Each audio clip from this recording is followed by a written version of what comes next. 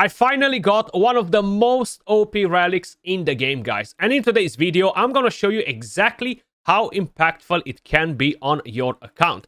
And yes, most likely you've guessed it already, I am talking about the Cat's Gaze. I finally got it, and not from summoning the materials. I got it from the milestone in the Titan event. So I want to talk about the relic. I want to show you how impactful it can be, what gemstones are the best for the relic, and of course I'm gonna make a small demonstration on how useful it will be. And that's why I stressed it so much.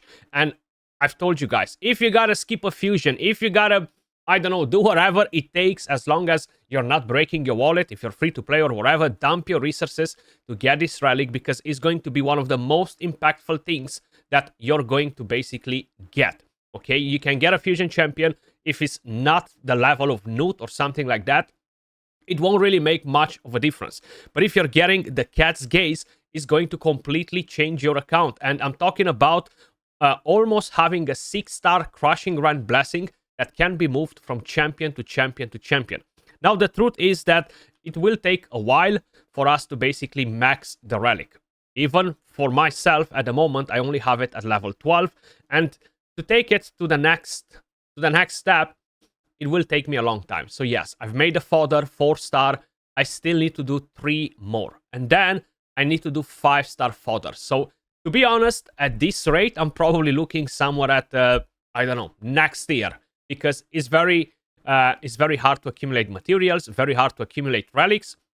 And if they're not implementing a different system for where we from where we can accumulate 4-star and 5-star basalts, is honestly going to be very, very painful and grindy. Now, at level 12, I'm actually ignoring approximately, let me just see if I can actually check that right here. I'm ignoring 16% of the target's defense. Yes, a crushing rand usually is at around 30% based on what level the bosses, the enemies have, right? Either way, this is very helpful, not only because of the ignore defense, but you can slot in some very, very powerful gemstones. Some of the most powerful gemstones that we currently have in the game. Once again, it will be a lot of RNG to ensure that you are putting your hand on the right gemstones as well. So it's going to be a pretty long grind.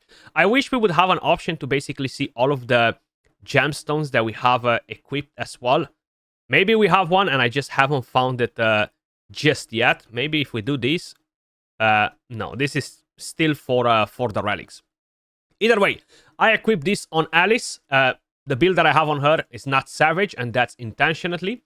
I don't have Masteries, and that's intentionally once again, because I don't want to boost the damage. So if you're going to see small numbers from her skills, guys, is mainly because I don't have a Savage set, I don't have Masteries to increase the damage, I don't have the Blessing activated, so none of that stuff that will inflate the stats or anything like that. She is fully booked, and I do have the Cat's Gaze relic on her, and level 12, 26 extra crit damage, 104 extra attack.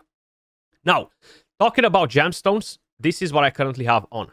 Critical Strategy. Increases the wearer's crit damage by 10% for each enemy whose HP is at 50% or lower. Then I have Unrelenting Power, which is not really going to be very helpful for her. This is mainly because I am using this relic on my Alice for the Chimera. But this will basically increase the damage after consecutive hits, and it will deal 3% more damage. And as a circular gemstone, I'm basically gaining some additional thermeter because I don't have a better one at the moment. Now, I know I have one that will deal 10% more damage in dungeons, but honestly, I cannot find it. I forgot on who I actually have that on at the moment. So, let me just quickly show you exactly what you can expect. So, we're going to go in first with the relic. Then we're going to go in without the relic. Then we're going to dive deeper into talking about gemstones and stuff like that. Honestly, I'm not very fixated on a thing usually, but this relic is something that every single player should get. Now it's a bit late if you skipped a lot of the events, unfortunately. I'm hoping that you're going to get to summon it. I don't know if this relic will be coming back in the future, at least from what I understood from Plarium. So, We're gonna go on this stage right here. We have a lot of magic champions. We're gonna go to recently used first. We're gonna use her with the attack aura. We're gonna bring Arbiter to give us turn meter and increase attack because she's not very fast. And we're gonna have Lydia for defense down and weaken, not Livia, whoever that might be. So we're gonna do a few runs like this just to kind of like give you guys an idea of what sort of numbers we're getting from here. One thing that's very hard to kind of like demonstrate is the fact that you have a RNG on the hits, either a 15%, either a 20%. So the numbers fluctuate all the time because it is what it is. That's how the game is designed. We're going to use the AoE skill, so pay attention to this. Okay, 98. So basically 90 plus K to 100K per hit. And that's how it's basically going to look. As I mentioned, no masteries because we do not want to inflate the stats more. I will do some funky things with other champions in a second, but I just want to quickly demonstrate it to you on a champion that doesn't have Savage, doesn't have crazy stats or anything like that. Look at it, 115K, 100K. We are one-shotting some of them. We're getting them pretty damn low in terms of HP. And that's with the relic, with trash gemstones, right? Because none of them will actually increase our damage on the initial hit. Literally none of them whatsoever. So once we are going to get much better gemstones, that's when this relic will come in play, like to the next freaking level. There is a lot of RNG in that. So there you go. Pretty solid damage. You see the numbers fluctuated quite a bit. Now, if I'm actually going to drop the relic from Alice, so let's go right here and unequip, waste some materials, because why not? Head back into it. So not Sand Devil, sorry. Let's go to the Doom Tower. What am I doing? Doom Tower, floor 112, because that's where we were before. Recently equipped first. We're going to take them in. And we're going to do a few hits as it is, without the relic. Nothing else changed. And look at the damage. You see, it dropped by like 20% or so. So just imagine when you're getting good gemstones on it. So we're not one-shotting anyone. Nobody's close to die or anything like that because they have like 25%, 20% HP left on the bar right there. Let's kick it in another time. Now imagine using this on champions that you're using in the Hydra clan boss, champions that you're using in dungeons, champions that you're using in the Chimera. That's where you're going to see the biggest difference. Look at the number, 70k, much weaker than 98k or 100 plus k, and they have so much HP left. So it might not be the best demonstration necessarily. I could do Hydra runs with and without the relic to kind of like give you guys an idea, but once again, it will be a lot of RNG involved in that as well. So the best thing is to just show you the exact numbers on the screen, right? Like, look, 70k, 68k. Definitely, you are losing a lot of damage, and this should show you how impactful this freaking relic actually is. I'm really hoping that I'm going to summon another one. I really want to have at least 2 of them. I have clanmates with 4 or 5 of them, and it's just driving me nuts knowing what a bad RNG I actually had.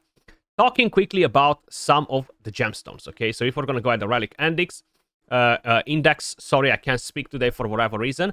Gemstones. So, circular gemstones. There are quite a few of them that are solid. Nothing else is more powerful than the boss slayer. Talking about PvE. So, this will allow you to deal 10% additional damage to the bosses. Now, this relic can equip 1 circular gemstone, 2 triangular gemstones. Boss Slayer is amazing. Bolstered, ignore defense effects are 12% less effective versus you, the wearer, which is pretty useless. And that Bulwark, again, pretty useless on this one. Then you have Bloodthirsty. Every time the wearer kills an enemy, increases their damage dealt by 10%, stacking up to 30%. So this is not going to be great in Hydra. It's not going to be great in the Chimera, but it can be good in Arena. It can be good, for example, either even on Waves. Assuming that this will stack from round to round. That's something that needs to basically be confirmed. Accuracy, no. This is pretty useless. This is great for bombers. But then you have the Dungeon Dweller.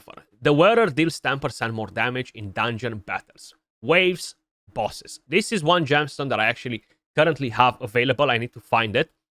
Think about using champions to one-shot waves to basically one-shot bosses through surplus damage, like Sun Wukong. You can use, for example, Little Miss Annie without the surplus damage. You can use, for example, Siegfried. Any of these champions will get a massive boost from any of these two gemstones, either the Dungeon Delver, either the Boss Slayer. The other ones, once again, are not that great. Foe Killer is a pretty good one.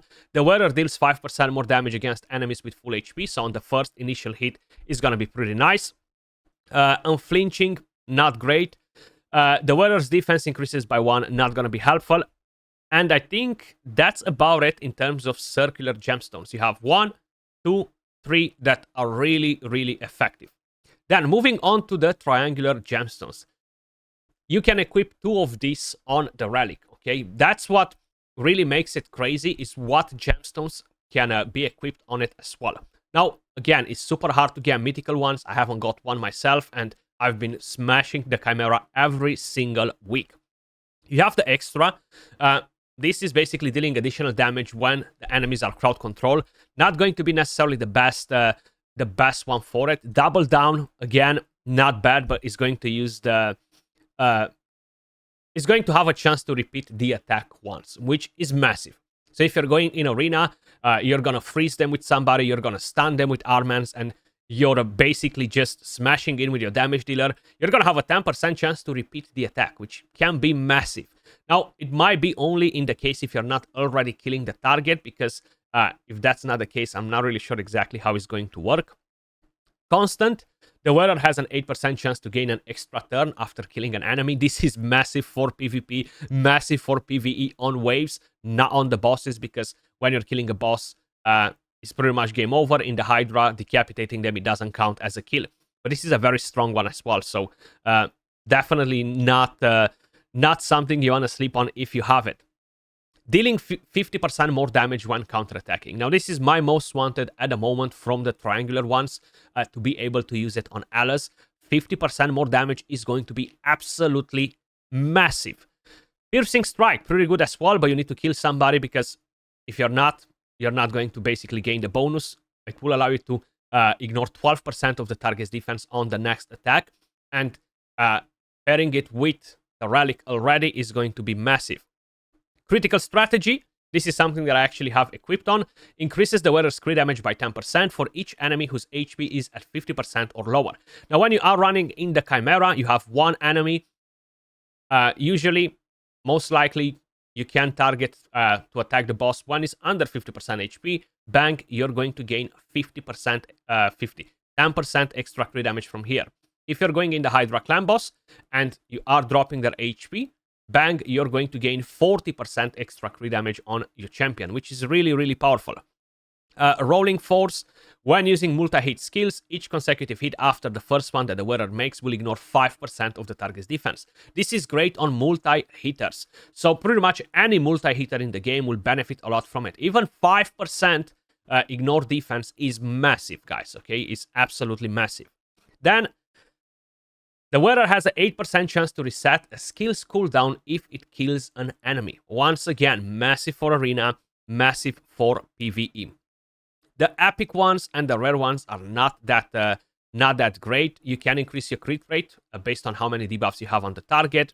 The target smash is actually pretty nice on champions that require accuracy. So if you are planning to use this, maybe on Tranda, maybe on a Thor, maybe on Ninja, maybe on Toshiro, different champions that debuff as well, that require accuracy, this can be pretty nice. So it's not going to give you a huge boost, but even a 2, 3, 4% additional damage will add up next to a protection set, next to a feral set, next to what other gemstones you might have on, and bang, your champion will deal so much additional damage.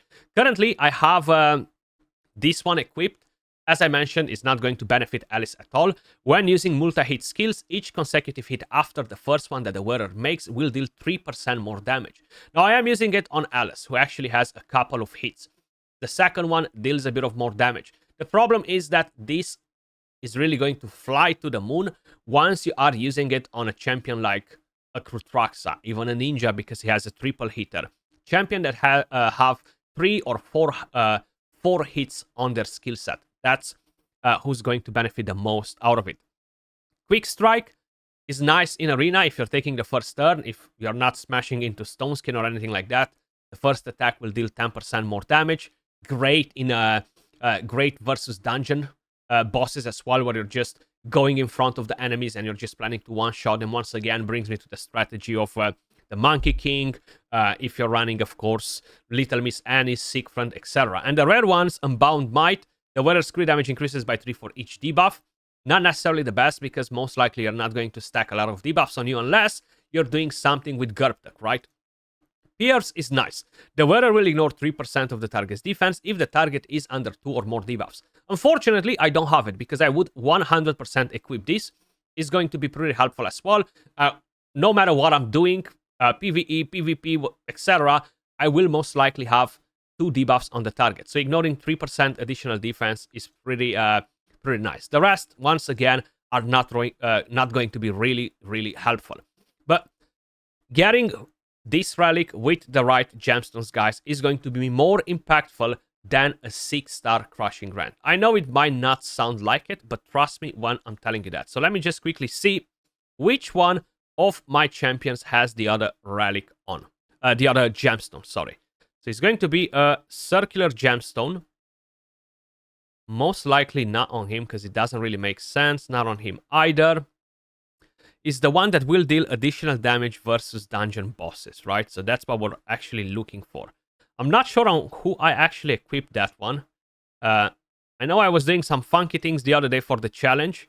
So most likely is on Tranda. Remove it. Give it to me, Tranda.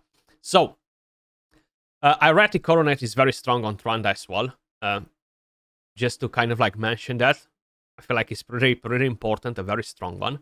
Now, if we are going to get that relic, and my Sick Friend is not on Savage, actually, so let's go on the Monkey King. No, it's Sun Wukong, not Monkey King, is it? So, we're going to add that relic on him in a second, but I will actually give him that gemstone as well, right? Because I actually have room for it, so remove this Termiter one. Just waste material, Skratch, because why not? And bring in the Dungeon Delver. 10% more damage in dungeon battles. That includes waves, includes bosses, etc. Now, if I would have a 6-star Crushing Rant on him, it would be absolutely amazing. But unfortunately, I do not. So the only relic, the only gemstone that will benefit us is the circular one at the moment on Sun Wukong. So if we are going to go in a dungeon, for example, we're going to go on to Dragon Slayer. We're going to go on Stage 6, because I don't really feel like I have crazy stats on him to really take down the mobs on Stage 10. So Sun Wukong. We're going to bring in an Arbiter. We're going to bring in Lydia. We're going to bring in a Kaimar.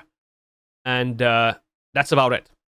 So, I'm not going to waste a lot of energy in here, but I just basically want to show you how this will work out. Because it's not only the 16% ignore defense effect from the relic, but it's the 10% additional damage in dungeons. So, if we're using this skill, let's target this Rowan.